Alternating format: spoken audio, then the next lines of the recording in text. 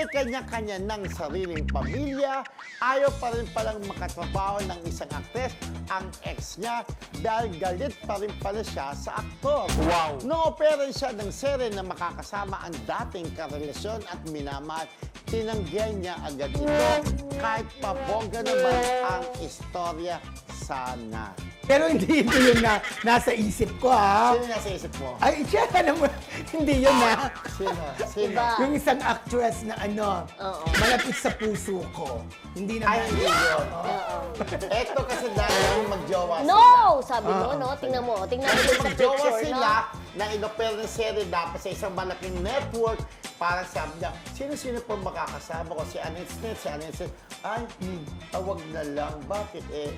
Wala, basta ayaw ko pa muna siya maka-work. Close ba Masama sa akin pa. yung babae? Close sa'yo. Sa akin? So, hindi pa, not so Oo, yung close sa akin old. na Oo, babae. not so old pa pala eh. At pretty That's siya. all. Pretty Pero siya, may no? asawa na siya.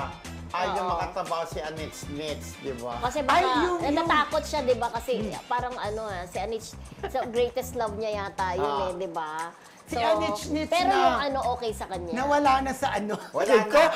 Wala na. sa Wala isa. na, di ba? Hindi na napapa. Tsaka Oo. isang reason kung bakit ayaw niyang pumayag kasi sa ibang bansa yung ako yung punan. taping. Oo. Oo. True. Kaya ayaw niya Kilala ko na sila. Alam mo na. correct. So, una-una na po mga classmates kung sino tinutukoy namin na actress na ayaw pang makatabaho ang dating jowa.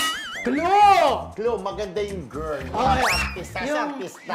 Yung lalaki, gwapo rin, na hindi na siya a niche, no? Yan.